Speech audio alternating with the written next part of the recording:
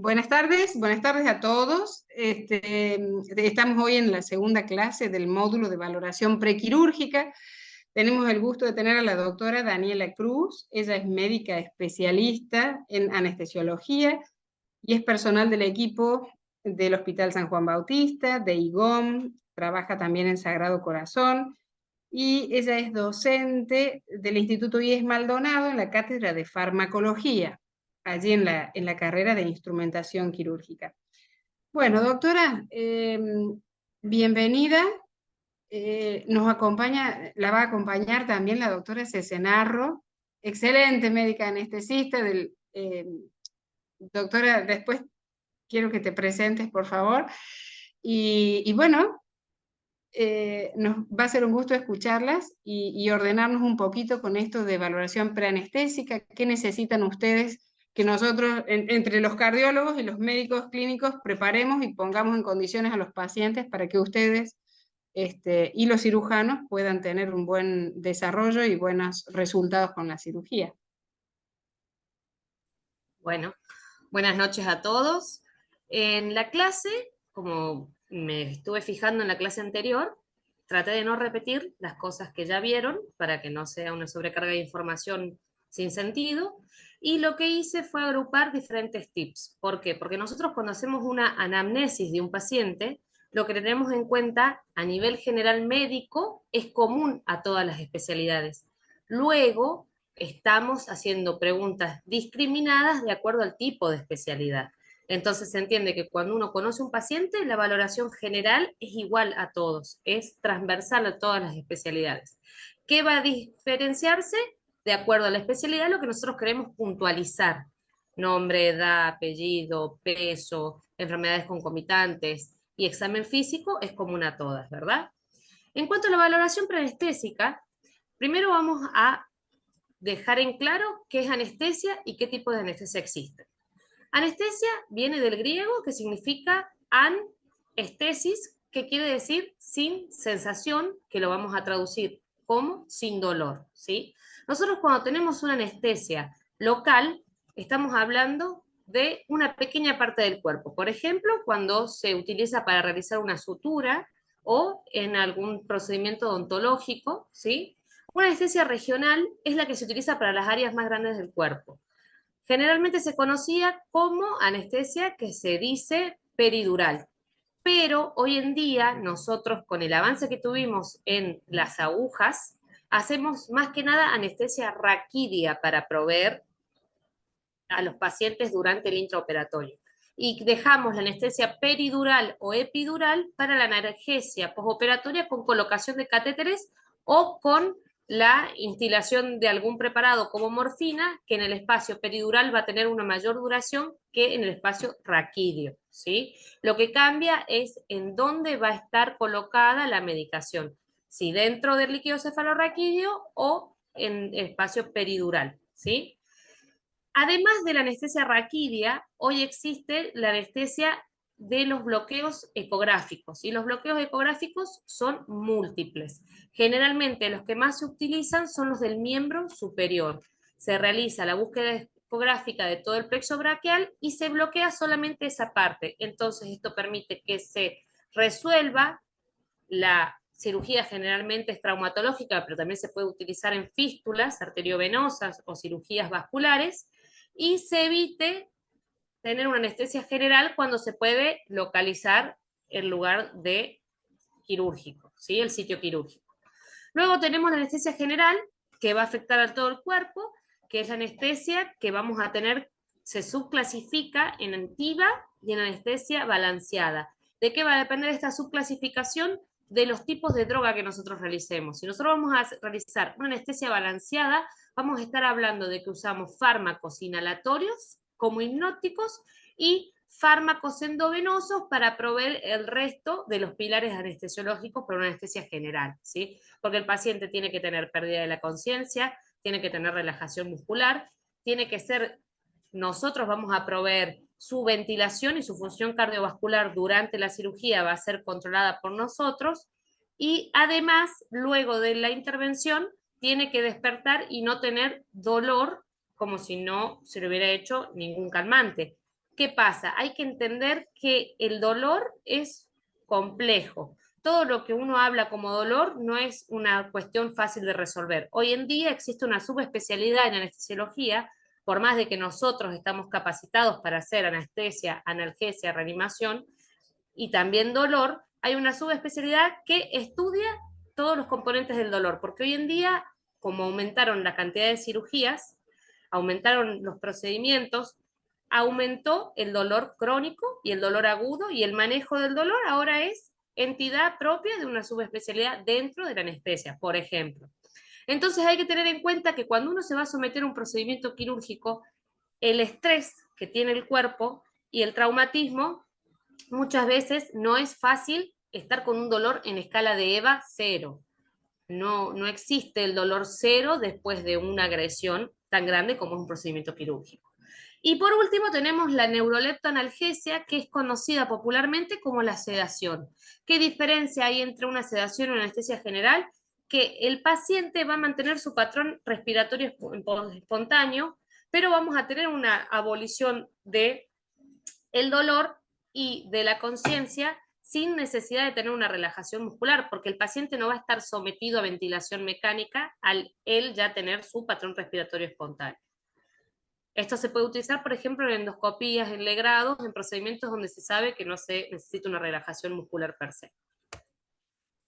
En la evaluación preanestésica, lo primero que debemos hacer es definirla.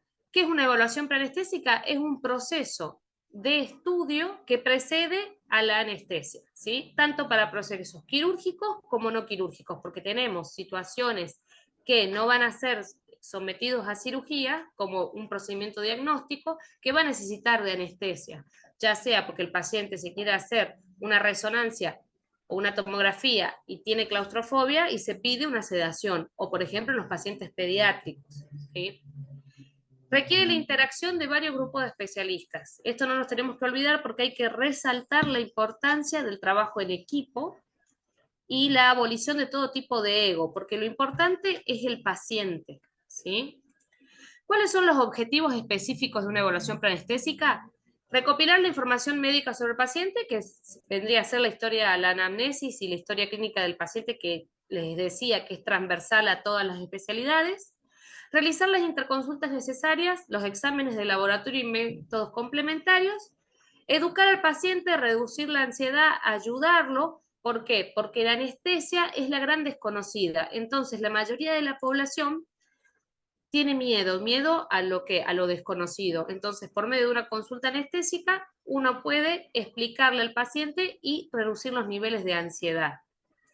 Optimizar las condiciones previas que tiene el paciente para desarrollar un buen plan anestésico y postoperatorio, porque hoy en día el seguimiento quirúrgico del paciente ya no queda limitado al quirófano, sino que es un seguimiento transversal, pre, intra y postoperatorio. Pero tenemos que tener en cuenta que la evaluación preanestésica no va a reemplazar jamás el juicio clínico ni establece un protocolo rígido para todos los pacientes, porque nosotros tenemos que son guías. Si tenemos un paciente asmático, un paciente hipertenso, un paciente obeso, una insuficiencia renal, tenemos estas guías, pero siempre tenemos el criterio clínico, la experiencia y esta interacción entre varios especialistas que va a ser lo que va a terminar de formular cómo poder llevar a una resolución para una problemática con un determinado paciente, ¿sí? Por eso, hoy en día, en los grandes centros, se sugiere la creación de las unidades de evaluación preoperatoria. En los grandes centros ya existen, en Argentina ya existen estas unidades de evaluación preoperatoria.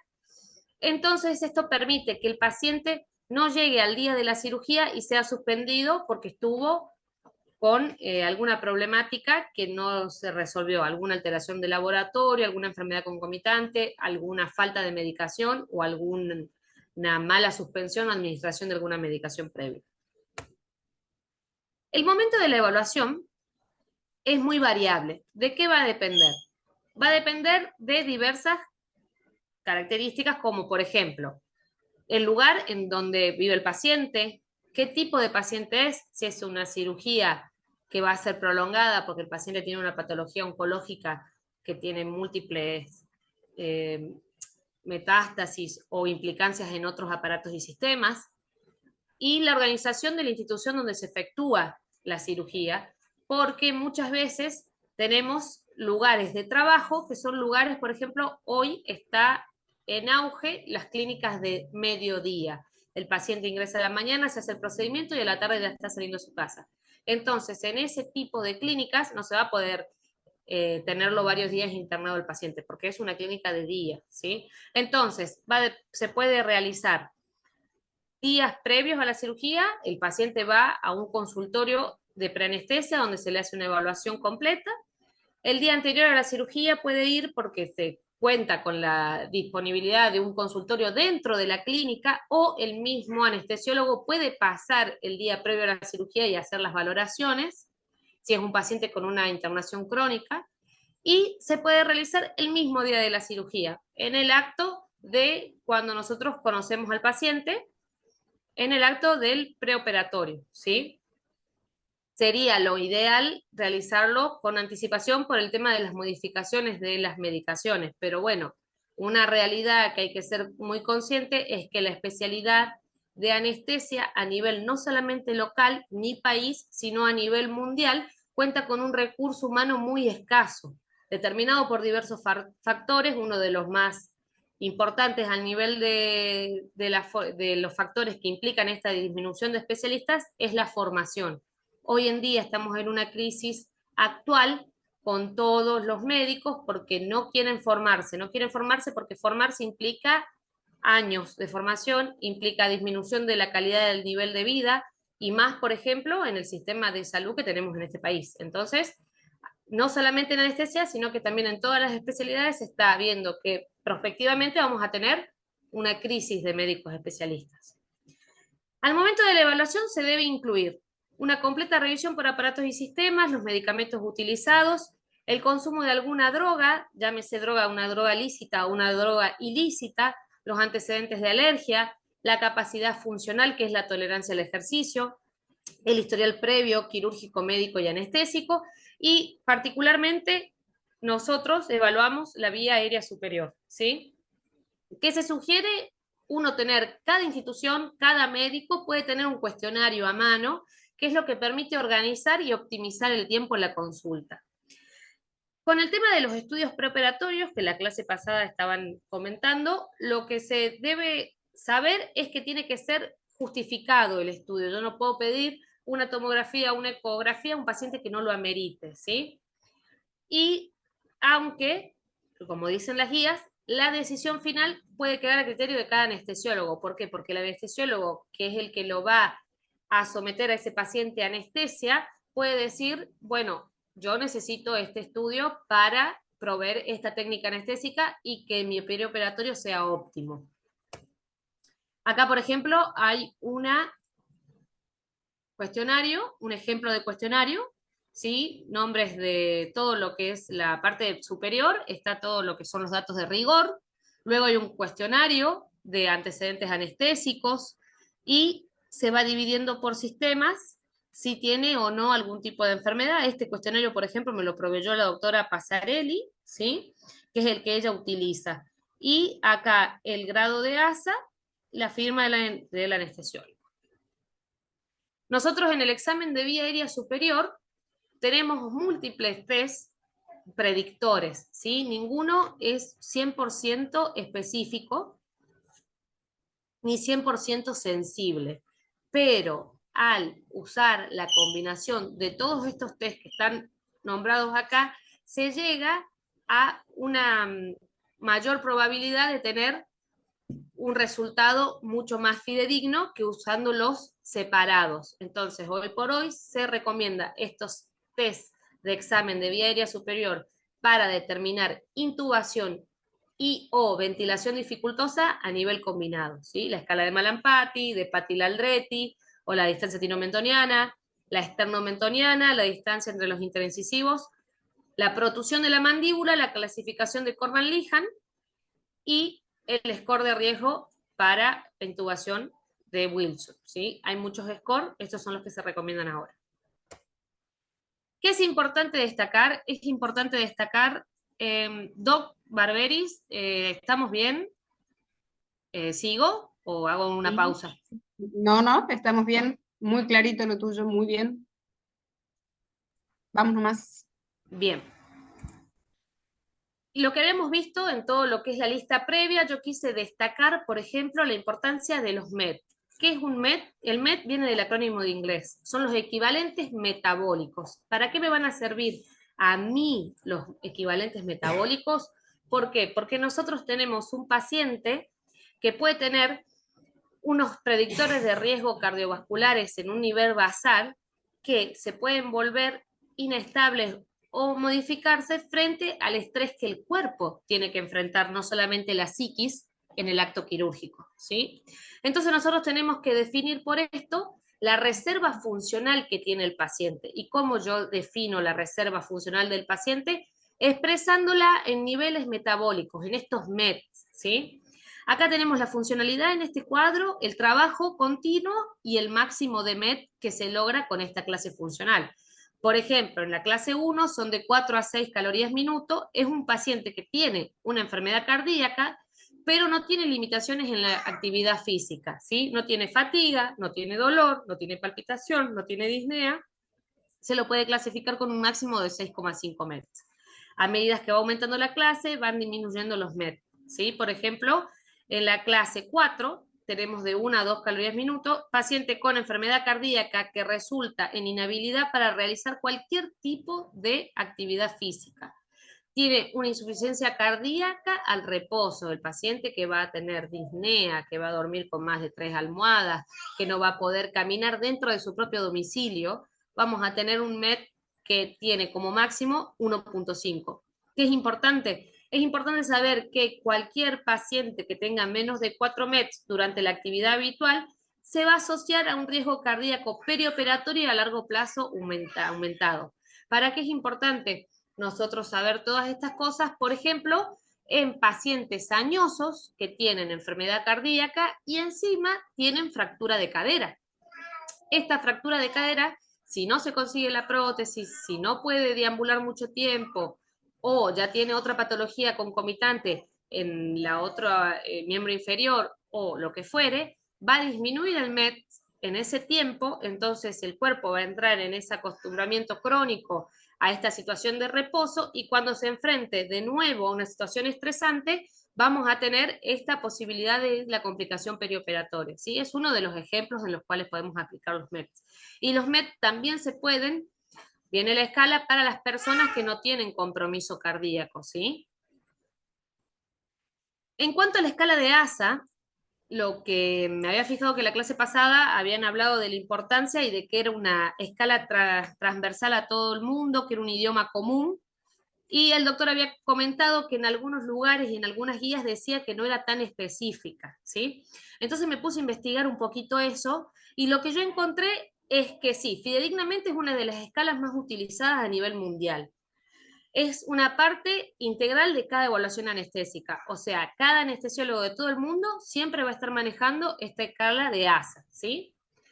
Y está siendo constantemente actualizada por un comité de expertos de la Asociación Americana de Anestesiología.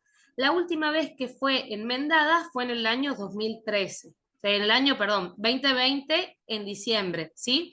¿Qué van enmendando ellos? A gran escala no va cambiando las clasificaciones, pero sí van cambiando la forma en que uno puede describir la clase funcional, porque ¿cuál es el problema?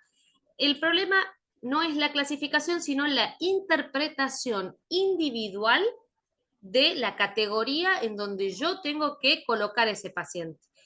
Se dieron cuenta, realizando un estudio multicéntrico, que había mucha disparidad de criterio entre los especialistas, no solamente los anestesiólogos, sino todos los especialistas del perioperatorio que la usan como referencia. Se dieron cuenta que había mucha disparidad al momento de clasificar al paciente. Entonces, no terminaban de definir si el paciente era una clase 1 o era una clase 3, o si era una clase 2 o era una clase 3. Entonces, esto llevaba a un choque de criterios, porque si nosotros vemos la clasificación de ASA, podemos ver eso, que en la antigua clasificación dejaba como más al criterio del médico, una enfermedad leve, en cambio ahora están siendo más puntualizados. Y es más, hoy en día para los celulares hay unas aplicaciones en donde está la escala de ASA y uno puede ir llenando y solamente te saca el score y te lo autoclasifica en la funcionalidad. Si uno no tiene tiempo o tiene duda de que en qué clase está, si está en clase 2 o en clase 3, descarga el programa y solamente te lo llena, ¿sí? Para ir rapidito, porque esto ya lo vieron, clase 1 es el paciente sano, la clase 2 es la enfermedad leve sin limitación funcional. ¿Cómo podemos valorar esa limitación funcional? Por los METs, ¿sí? No solamente los MET cardíacos que vimos del 1 al 4, sino los MET normales. El paciente hace deporte, el paciente trabaja, el paciente tiene actividades en la casa, el paciente, cuántas cantidades de piso, ¿sí? Cuántas escaleras se mide por piso, también puede subir. Puede subir más de 2 pisos, puede subir más de 4, puede subir más de 6. ¿Hasta qué piso el paciente se agita? Eso es un buen predictor del MET. Yo tengo un paciente que sube 5 pisos y no tiene agitación, o tengo un paciente que sube 5 pisos y en cada entrepiso tiene que descansar. Eso a mí me da una idea del MET. Una cuestión simple, subir las escaleras. Bueno, la enfermedad 3 es una enfermedad grave que tiene una limitación funcional, pero que está definida sin constituir una amenaza.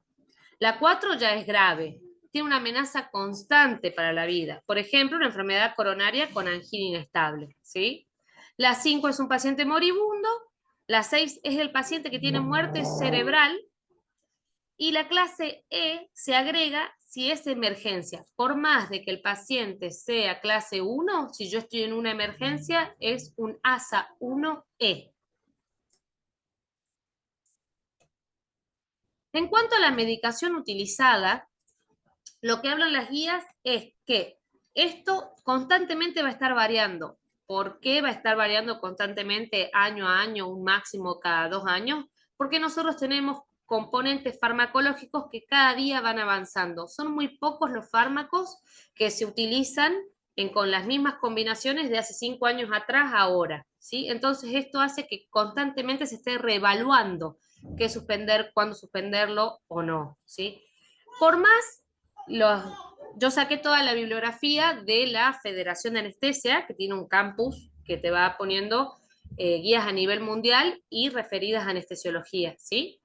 Y también de la Sociedad Chilena, por ejemplo, de Anestesia, que tiene muy lindos trabajos. ¿Qué decían todas las guías?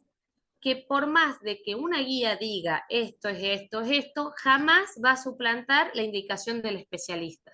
Si a mí el cardiólogo me indica que ese paciente tiene que estar con esto, por más de que la guía lo diga, yo tengo que abocarme a la indicación del especialista. Y si tengo alguna duda, realizar una interconsulta, ¿sí? ¿Por qué? Porque es una guía. El paciente verdadero lo conoce su médico tratante para todo tipo de enfermedad cardíaca, hematológica, endocrinológica, ¿sí? Que pueda tener alguna implicancia perioperatoria.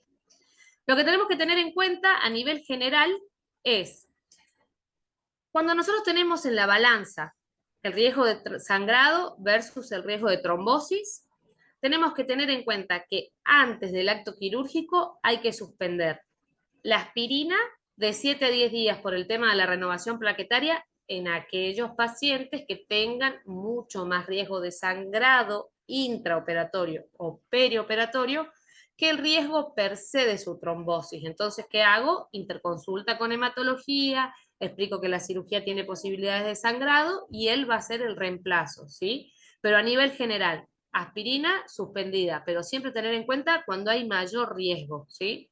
Los AINES no específicos, o sea, los no selectivos, de COX-2, de 3 a 5 días porque aumentan también el riesgo de sangrado, y el clopidogrel y la triclopidina, que generalmente se usa el clopidogrel, por 2 semanas antes. Los selectivos se pueden continuar hasta el día de la cirugía, ¿sí? Todo con control. Los IECA y los bloqueadores alfa tienen que dejar de usarse el día de la intervención y si corresponde una dosis a la mañana. Los diuréticos y los digitales un día antes. La metformina se tiene que suspender 2 días antes por el riesgo de acidosis láctica, ¿sí? Eso también se va a repetir más adelante en una diapo que está de diabéticos, ¿sí? Es importante suspender la metformina. ¿Qué pasa? Como todo el mundo cree que la metformina es buena, no, tenemos el riesgo de acidosis láctica por el mecanismo per se que tiene la droga, entonces nosotros tenemos que suspenderla 2 días antes. La mayoría de los pacientes llegan y tomaron la metformina la mañana de la cirugía, ¿sí? Generalmente uno, como lo dije previamente, lo dice la guía, uno no es tan rígido, ¿sí? Va de acuerdo al tipo de cirugía, al tiempo de intervención, si el paciente tiene o no otras comorbilidades, puede o no seguir con el procedimiento quirúrgico y no solamente posponer la cirugía por esa indicación. Pero lo que se recomienda es 2 días antes suspender la administración. Los dicumarínicos 3A4, reemplazando por heparina de bajo peso molecular, y las sustancias que contengan ginseng o ginkgo biloba una semana antes. ¿Por qué? Porque interfieren al nivel central con todo el manejo de drogas que nosotros realizamos, ¿sí? Bueno, en cuanto al sangrado, ¿sí? Nosotros cuando tenemos sangrado, quiero ver una cosa, ahí está.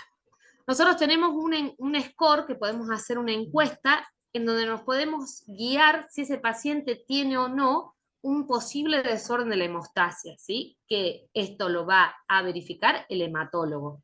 Pero nosotros tenemos preguntas de tipo A y tenemos preguntas de tipo B. Cuando tenemos una pregunta del tipo A positiva o 2 respuestas positivas del tipo B, está evidenciado que hay una historia positiva del desorden de la hemostasia. ¿Qué pasa? A nivel hemostasia es muy grande y últimamente nosotros en la facultad estudiábamos todo rígido. Esta es la cadena intrínseca, hoy en día todo está siendo mucho más variable, por ejemplo con el Rotem, ¿sí? El Rotem es un proceso, un estudio que se hace, que se utiliza en muchos lados del país. Acá todavía no sé si en alguna clínica hay, pero por lo menos donde yo trabajo todavía no lo vi, en donde se va haciendo un estudio en tiempo real de la formación, de la duración y de la consumición, digamos, la última parte cuando se está desarmando el trombo, ¿sí? Entonces, en tiempo real con la máquina se hace una tirita que tiene una forma de cometa, ¿sí? En donde se va evaluando cómo inicia esa coagulación, cómo continúa y cómo termina. Y de acuerdo a eso, en tiempo real, se va valorando, porque todo lo que es coagulograma es como si fuera el electrocardiograma, es una foto, ¿sí? En cambio, el Rotem es como si fuera el ecocardio, es en tiempo real, me hace un análisis real de la coagulación y me dice, a este paciente le está faltando el cemento de los ladrillitos. ¿Cuál es el cemento? El fibrinógeno. ¿Cuáles son los ladrillos? Las plaquetas. ¿Qué tengo que poner yo? Fibrinógeno, ¿sí? No tengo fibrinógeno, ¿qué puedo poner? Crioprecipitado, que tiene más contenido de fibrinógeno. Entonces me hace a mí que mi transfusión perioperatoria sea guiada por objetivos, ¿sí?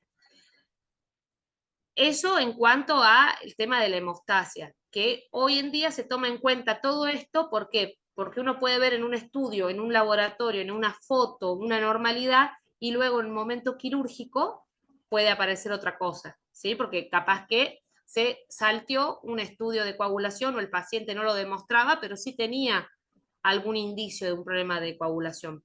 Entonces, tenemos las preguntas del tipo A, si sangró por más de 24 horas, si requirió alguna transfusión o alguna cirugía, si existió un sangrado prolongado después de la caída del cordón umbilical si es un bebé, de la extracción de piezas dentarias, si hay antecedentes de hematuria sin explicación, si el paciente recibió AINES o salicilatos, si hay hematomas anormales, petegia, que esta es la que estamos más acostumbrados nosotros a ver y a preguntar el tema de las hematomas, de las petequias, de alguna enfermedad hepática, ¿sí? Y las preguntas del tipo B son los episodios interrogados en la pregunta A, si estuvieron en algunos familiares del lado materno-paterno, si tiene hematomas, si tuvo epistaxis, si tuvo una punción venosa, alguna vez a usted le sacaron sangre o le colocaron un suero y automáticamente tuvo un hematoma que duró más de 15 minutos con sangrado activo,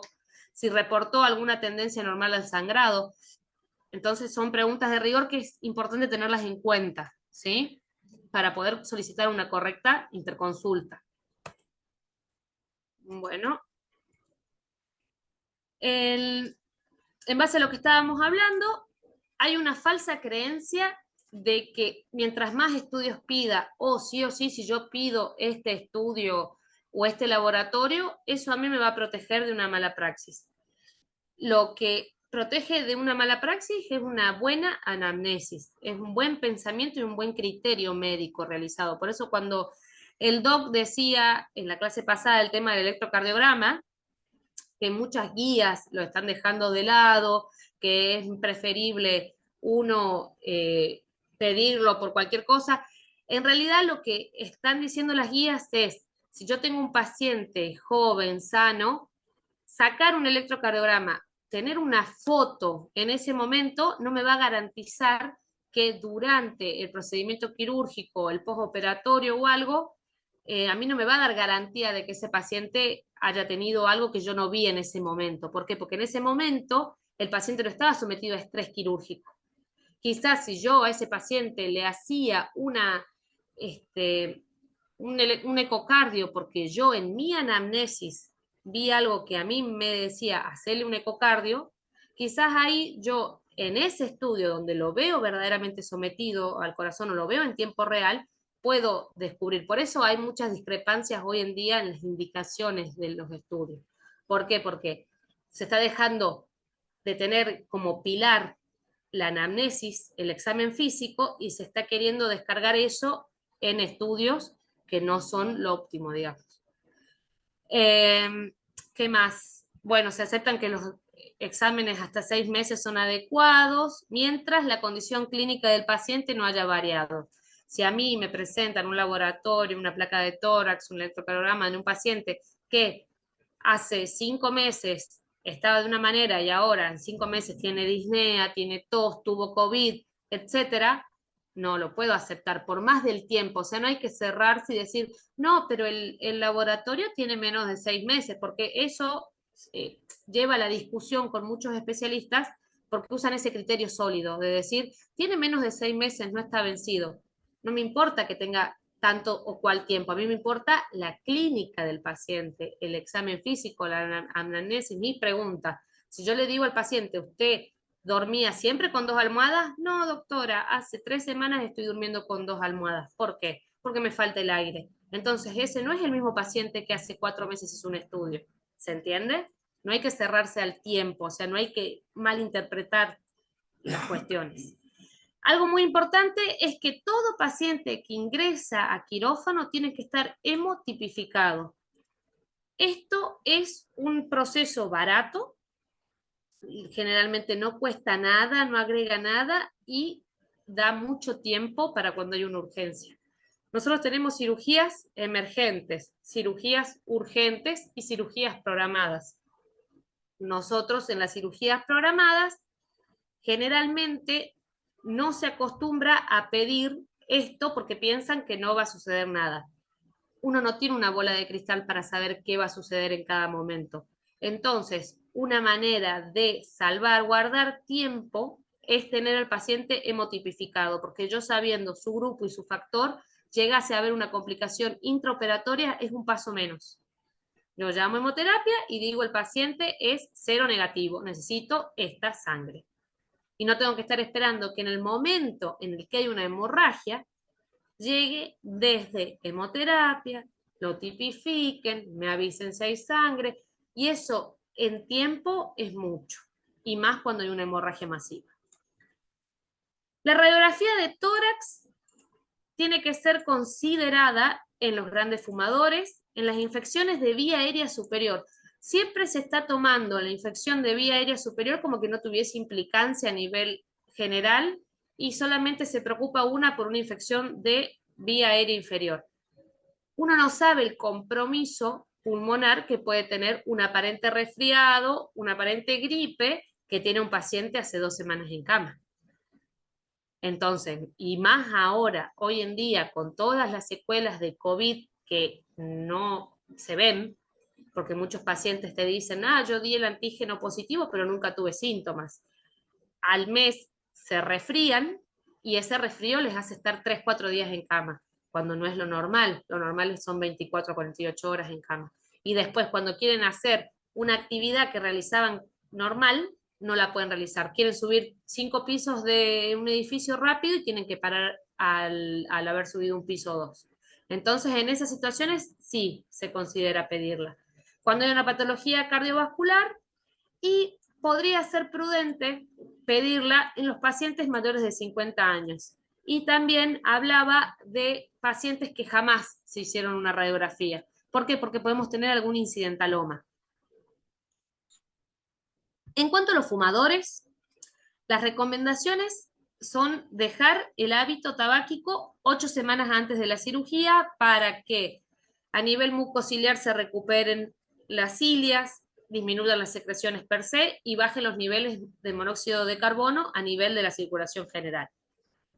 Pero hubo diversos estudios que demostraron que esto es cuestionable y muchas veces hay como un efecto rebote, ¿sí? Hay un aumento de las secreciones por más de que disminuyan las secreciones per se que hace la inhalación, ¿sí? Constante del humo y de que bajen estos niveles. Y también se agrega a nivel psíquico del paciente. La ansiedad quirúrgica, sumado a la ansiedad de dejar ese hábito tabáquico, sumado a la upregulation de los receptores de nicotina a nivel central, porque ¿qué es lo difícil de dejar de fumar? El tema de los receptores centrales. Entonces todo esto quizás termina siendo contraproducente, porque en la nueva visión global del paciente se da muchísima importancia al cuidado mental del paciente, desde que ingresa a una institución hasta que egresa. Entonces, cómo el paciente es cuidado, ¿sí? Cómo es tratado desde que ingresa.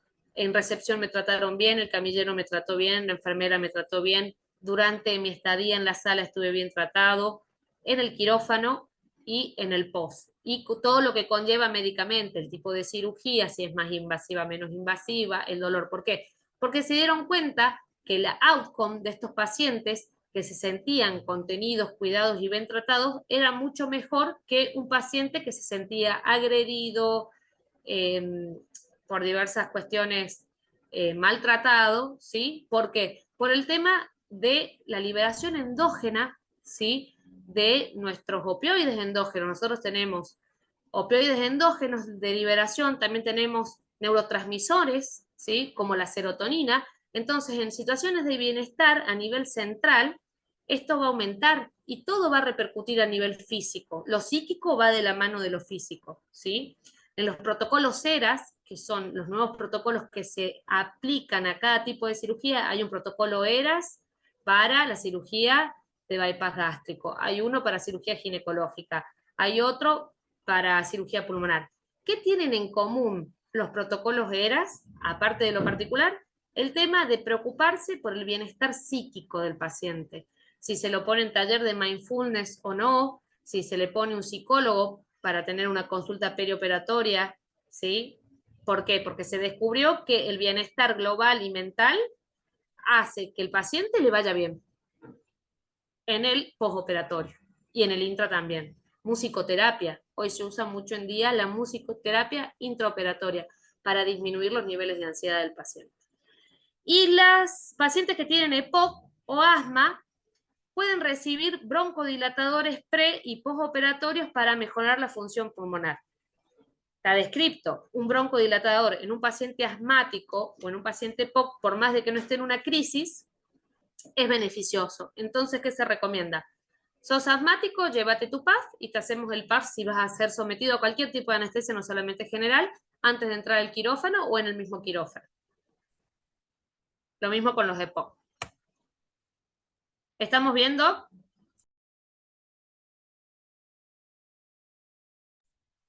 Bueno, hablando de pulmón, ¿sí? Como hoy en día tenemos los grandes secuelados de COVID y les dieron un poquito más de importancia a lo que es pulmón, porque se vio lo que es tener una falla ventilatoria, lo importante que es, podemos dejar pasar por alto las complicaciones pulmonares postoperatorias, ¿sí? Tiene una incidencia de hasta un 30%. ¿Cuáles son estas complicaciones? La neumonía, la falla respiratoria, que esté en ventilación mecánica prolongada, las atelectasias, la exacerbación del EPOC y los broncoespasmos. Esto va a contribuir a la mortalidad de la cirugía, especialmente luego de una cirugía abdominal o torácica. ¿Qué vamos a tener? Vamos a tener factores de riesgo para presentar este tipo de complicación pulmonar. Están detallados: mayor de 70 años, tabaco, EPOC. En el caso del EPOC, si nosotros tenemos un paciente que tiene una exacerbación aguda de su cuadro, tenemos que diferir la cirugía, porque vamos a aumentarle más las posibilidades de que postquirúrgicamente haga una telectasia o quede en una ventilación mecánica prolongada o se coinfecte con una neumonía. Entonces, si es una cirugía programada, yo no gano nada exponiendo a un paciente a eso. Preferible diferirlo, porque decir suspender no está bien dicho. Uno no suspende, uno difiere, uno reprograma una cirugía. Suspender es no realizar el acto. Diferir, reprogramar es otra cuestión, ¿sí? Está también demostrado la duración de las cirugías, la cantidad de horas, si la cirugía se prolonga más de 3 horas. El sitio quirúrgico, lo que es supraumbilical y torácico, tiene mayor riesgo por la debilidad diafragmática. Se asocia una disminución de la capacidad vital, la capacidad residual funcional, las alteraciones de ventilación-perfusión y el desarrollo concomitante de hipoxemia. ¿Qué tenemos que pensar? Tenemos que pensar hipoxemia, disminución de oxígeno, problemas con la hemoglobina, macrocirculación, microcirculación, aumento de la acidosis láctica. Entonces, un empeoramiento a nivel global de todo, ¿sí? Menos oxígeno en los tejidos que yo necesito que se reparen. Una cirugía intestinal es súper importante tener una buena función diafragmática, mecánica y pulmonar. ¿Por qué? Porque necesito que ese tejido esté bien oxigenado para que se pueda cicatrizar, como pasa en todos los tejidos, ¿sí? El oxígeno es importante para eso. En la cirugía de urgencia, un factor significativo de complicación pulmonar perioperatoria, las infecciones de vía aérea superior. Se recomienda, no solamente en el pediátrico, porque se le da mucha importancia al paciente pediátrico, sino en el paciente adulto también, esperar de 2 a 3 semanas la resolución de los cuadros. ¿Por qué? Porque cuando nosotros tenemos una infección de vía aérea superior, el cuerpo desencadena una respuesta inmunitaria, como en cualquier infección. Solamente que como es una infección, entre comillas, leve, no estamos dándole tanta importancia. Pero a nivel general, a nivel de receptores, a nivel del sistema inmune, tiene implicancias. Por eso es mejor diferir la cirugía 2 semanas después del cuadro, ¿sí? Y la cirugía laparoscópica abdominal alta se asocia a una mayor disfunción diafragmática y al día de hoy, por más de que se prefiera la laparoscopía por el tiempo de buena resolución, menor invasión, etcétera, no hay estudios que demuestren que sea un factor para disminuir estas complicaciones pulmonares postoperatorias. En cuanto a los pacientes diabéticos, lo que tenemos que tener en cuenta que sí o sí necesitamos tener un control de glucemia perioperatorio antes de que entre, y si no se puede hacer durante el acto quirúrgico, luego de salir. ¿Por qué? Porque se va a disminuir las complicaciones, especialmente las cardíacas. Tenemos que prevenir 3 pilares fundamentales: la hipoglucemia, la hiperglucemia y la cetoacidosis, ¿sí? Por lo que ya sabemos que produce cada una. En cuanto a la hemoglobina glicosilada, si está en un rasgo inferior o insuficiente, se recomienda postergar la cirugía con una correcta interconsulta endocrinología, ¿sí? En cuanto al tema del ayuno del paciente perioperatorio diabético, tiene que respetar el ayuno global, y más aún, ¿por qué? Porque el paciente diabético tiene una disminución de la evacuación del contenido gástrico, entonces se lo considera un estómago lento, ¿sí? Como en la embarazada, tienen diferentes factores que van a disminuir la evacuación normal del estómago, entonces un estómago perezoso. Más a rajatabla se deben cumplir los protocolos de ayuno.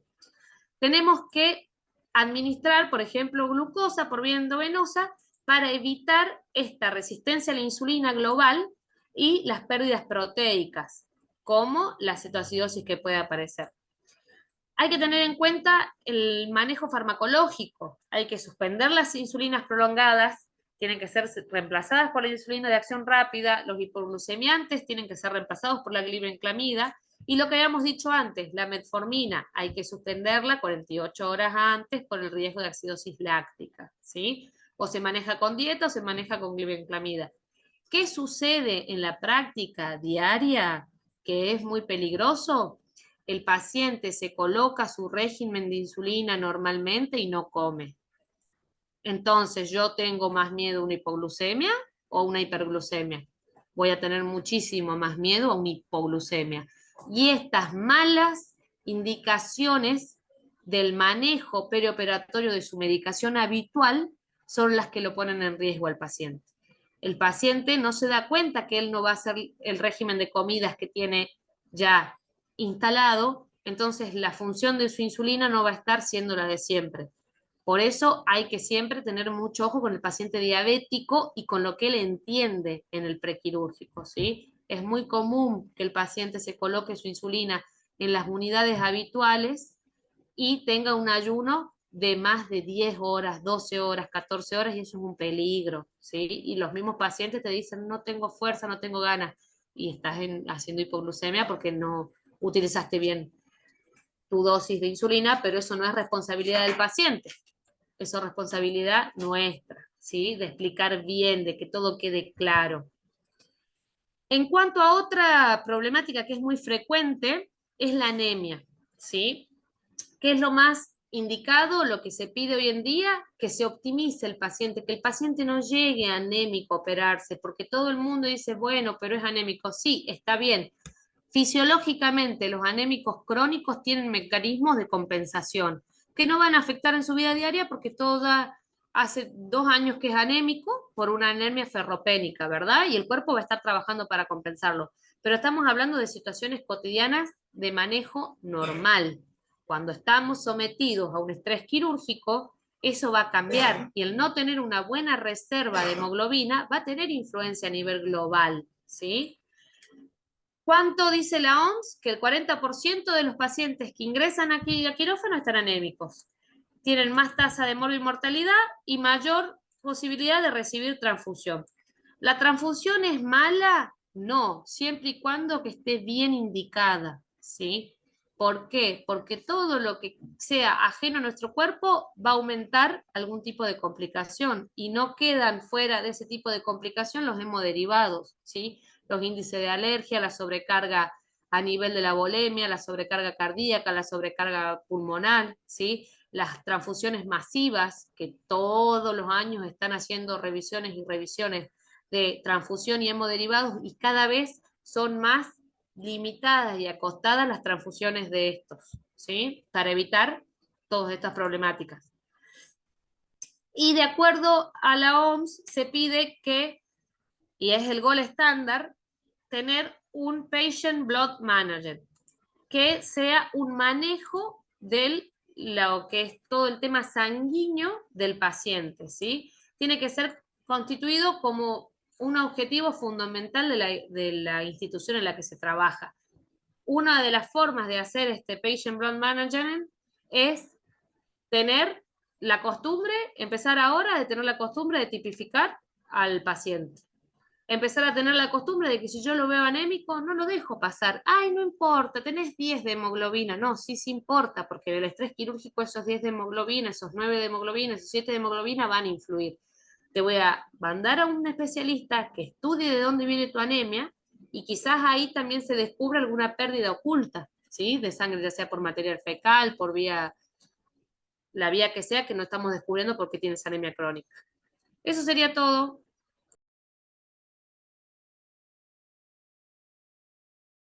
Genial. Excelente clase, doctora. Excelente, excelente clase. Hay una pregunta que te quería hacer con respecto, bueno, no pregunto, una observación. Yo trabajé muchos años en Córdoba y en la parte privada la consulta preanestésica tenía mucho valor. Tenía mucho valor tanto para los cirujanos que intervenían como para los pacientes. Y eso que hablabas, Doc, de calmar la ansiedad, de sacar las dudas, de predisponerse diferente, y a lo mejor estas recomendaciones que al cirujano se le escapan de darle al paciente, ustedes pueden intervenir muy bien. Y me parece que es tan importante, y sí, contamos con esta problemática de que estamos corriendo, de que son pocos los profesionales que intervienen anestesistas por esta carencia progresiva de personal especialista, y bueno, desgraciadamente esas cosas las perdemos. Pero sería muy, muy útil, y la verdad es que, bueno, es una carrera. Estamos nosotros en este trabajo, es una carrera, porque parece que estamos contra reloj siempre. Sí, lo mejor sería intentar adecuarse a los medios que tenemos. Como decía, el tiempo de valoración preoperatoria no deja de ser importante, ¿sí? Si nosotros no la podemos realizar semanas previas, día anterior, y la tenemos que hacer en el momento previo a la cirugía, lo cual también es válido, usar ese tiempo, que es lo que generalmente uno solamente lo va a experimentar cuando esté en una situación de cirugía, ¿sí? El trato, ¿sí? Usar el Ujú. poco tiempo que yo tengo con el paciente para lograr esos objetivos que yo quiero. Uno es la ansiólisis sin medicación, ¿sí? Entonces, usar ese tiempo prudencialmente, porque tampoco tengo en quirófano, en algunos quirófanos, te va a depender mucho del tipo de cirugía, de cuántos hay en lista quirúrgica, entonces a veces los tiempos te corren en todos lados, ¿sí? Más en la parte privada quizás, pero usar de forma consciente, a mi parecer, por lo que veo con mis colegas, ellos son muy conscientes en eso, todos, en donde trabajo y a mí como paciente que también me tocó estar del otro lado, veo que el recurso de esta valoración preestésica, de este contacto anestesiólogo-paciente, está bien utilizado y sirve para esto, para disminuir la carga, para conocer el paciente y optimizar que en ese tiempo acotado el paciente se sienta seguro y entienda que no solamente nosotros, sino que todo el equipo que está en el quirófano, que incluye cirujano, anestesiólogo, instrumentadores, circulantes, camilleros, institución per se lo va a cuidar. Eso me parece que debería ser lo fundamental, ¿sí? Que el paciente se sienta acompañado. Contenido, exactamente. Doc, bueno, yo no la presenté a la doctora Cesenarro, que es jefa del servicio de anestesia del Hospital San Juan Bautista. Que si tiene algún aporte, bienvenida. Y también lo tenemos al doctor Reales, que es cirujano del interior, que no lo tenemos en imagen porque tiene una dificultad con la conexión, está con el dispositivo móvil, así que recién levantaba la mano para hacer un aporte, una pregunta. Lo tenemos en línea, el doctor. Hola, buenas tardes, buenas noches. Ahí está. Primero quiero felicitar a la doctora esta excelente exposición. Como usted dijo recién bien, Lorena, bueno, yo en nombre, si bien soy integrante del Consejo del Colegio Médico, yo en nombre de los médicos del interior le quiero agradecer por esta excelente charla.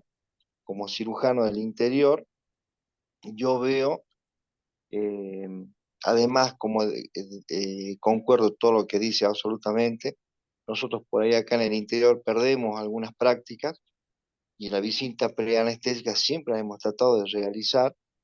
Desde nuestra formación siempre la hemos visto. No se podía operar sin una visita preanestesia, salvo que sea una cosa de extrema urgencia. Acá en Belén pasa un poco lo mismo. Nosotros acá en Belén hemos tenido la posibilidad de conocer excelentes anestesiólogos, esto a modo de informativo y para que la gente lo conozca. Acá en Belén tuvimos al doctor Héctor Valdés, excelente anestesiólogo ya fallecido. Por acá esto nos permitió conocer otros anestesiólogos, colegas, amigos, muy amigos, como el doctor Felipe Almada de Tinogasta, la doctora Viviana Pasarelli, que a veces nos cubría también acá en Belén, y hoy estamos trabajando con un anestesista también muy bien formado, joven él, y el doctor Jorge Santillán.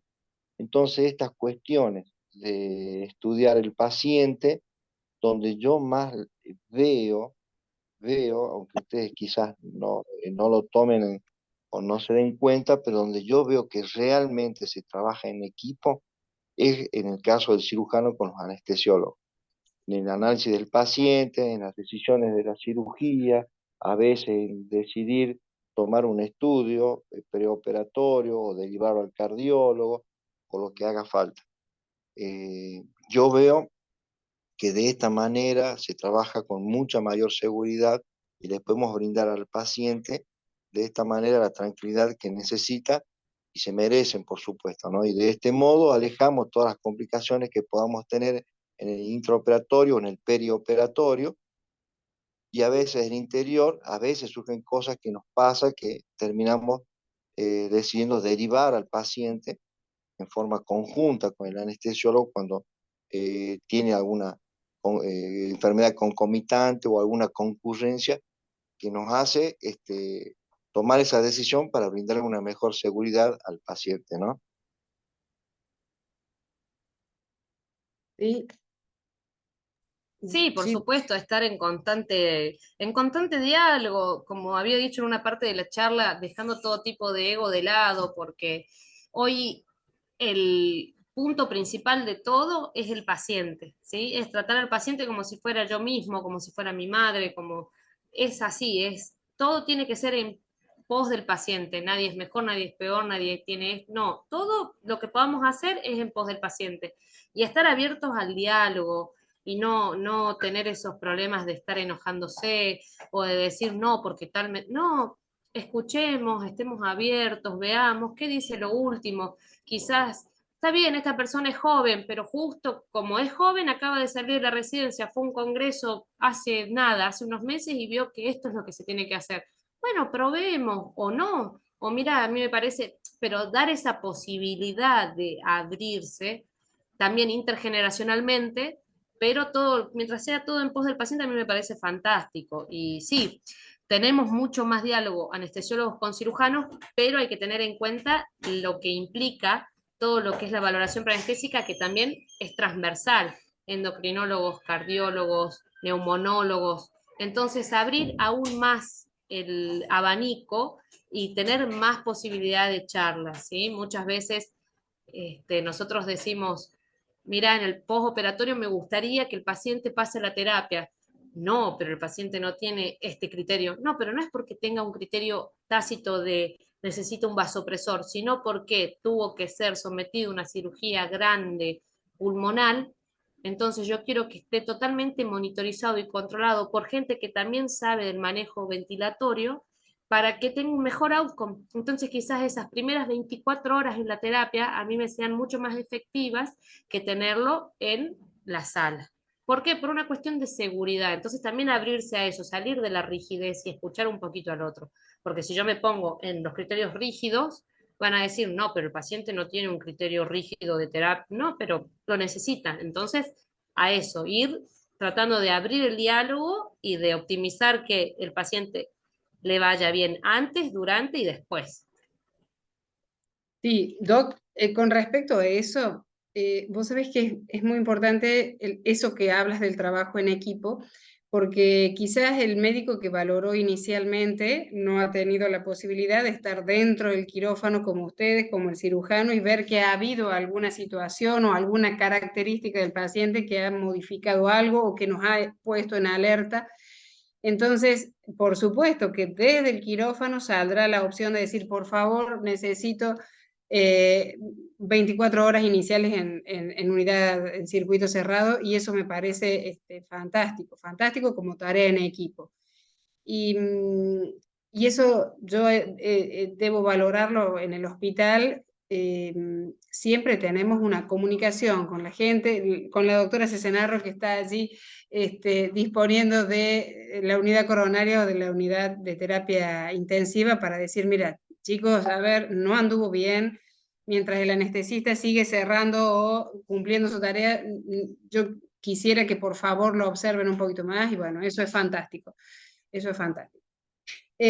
Doctora Cesenarro, ¿qué nos quieres aportar?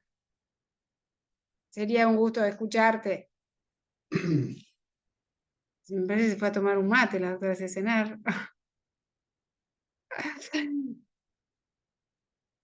No la veo. Bueno, doctora, no veo preguntas aquí.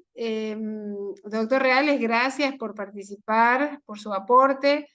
Vamos a ver si hay preguntas aquí en el equipo.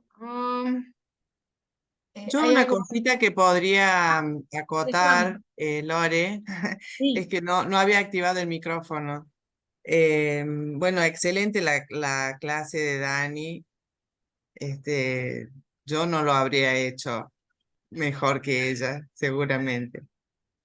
Este, pero creo que a modo de conclusión, todo lo perioperatorio, todos los cuidados, los pedidos, los laboratorios, los métodos complementarios, todo lo que se solicita en el preoperatorio y en la valoración preanestésica no es más que la necesidad de dar una anestesia segura, o sea, de la seguridad del paciente, de la seguridad del procedimiento, del éxito de la cirugía, porque de eso depende todo, el éxito de la cirugía, no solamente que tenga una anestesia tranquila y que sea con un despertar agradable, sino que sea un procedimiento absolutamente seguro y el paciente pueda recuperarse en el menor tiempo posible y de la mejor manera. Sí, Este, totalmente. Hay algo que nosotros también insistimos en los cardiólogos, en que todo lo que es valoración, y es lo que hablamos la semana pasada con el doctor Chayeb, que a veces hay que organizar con más tiempo o hay que no estar sobre la hora e internarlo al paciente para que se haga una valoración cardiológica y una valoración anestésica. Y cuando vos tenés necesidad de hacer un estudio complementario o ves la necesidad de completar con algún tratamiento previo o una observación más específica, y ya es toda una situación para el paciente, porque por la ansiedad, por los tiempos, por la disposición, la gente que viene del interior, por los costos de internación hasta que se resuelven esas instancias. La verdad es que yo siempre apelo a que todos los cirujanos que nos acompañan hoy y que los que nos acompañan en el hospital tengan la precaución de hacerlo con un tiempo de antelación necesario para poder organizar y acondicionar al paciente y ponerlo, por supuesto, en las condiciones óptimas para que llegue a la cirugía, si es programada, en las mejores condiciones. Si es de urgencia, sabemos que las papas queman y que hay que resolver y que no podemos estar dudando y tenemos que resolver en el momento. Pero los tiempos así siempre... es. Y sobre todo los pacientes hospitalarios, que generalmente no son pacientes que tengan consultas frecuentes con sus médicos, entonces llegan a una cirugía programada, pero tienen varias patologías concomitantes, a veces que no han sido detectadas ni advertidas por el cirujano quizás, o por quien hizo la valoración prequirúrgica. Entonces, a veces nos damos a último momento con que tienen patologías sistémicas sumamente importantes y las cuales impiden que se pueda realizar el procedimiento hasta no ser evaluado por esa patología. Y bueno, eso genera demora, inconvenientes, peleas, discusiones. Vos ¿Sí? viste lo que es el folclore entre anestesiólogos y cirujanos. Eh, pero la realidad es esa. El paciente privado es distinto, es un paciente que ha concurrido al médico habitualmente, entonces ha tenido las consultas con distintos especialistas, entonces llega a una cirugía programada. Si bien se interna en ese mismo día o la noche anterior, pero llega con una cobertura, por decirlo así, mucho más segura. Ujú. Entonces, a veces, bueno, todo eso también tiene que ver con los tiempos y la disponibilidad de los turnos y demás. Ujú. Excelente. Bueno, no tengo más que agradecerles infinitamente a ambas. Doctora Cruz, excelentísima tu clase. Doctora Cesenarro, le agradezco muchísimo y bueno, y vamos a seguir trabajando en el hospital con la mejor predisposición. Doctor Guillermo Reales, gracias por participar y por su aporte. Y bueno, vamos a saludar a todos nuestros, a todo el equipo de médicos que están presentes en este curso. Hay algunos que lo ven activamente aquí y hay otros que lo ven a posterior para responder los cuestionarios y complementar el curso. Muchísimas gracias nuevamente. Un Bueno, saludo a todos y muchas gracias por el espacio y a seguir trabajando para mejorar todos. Para mejorar. Así es. Bueno, saludos a todos. saludos a Gracias. todos, buenas noches, ¿sí? Que tengan un buen fin de semana.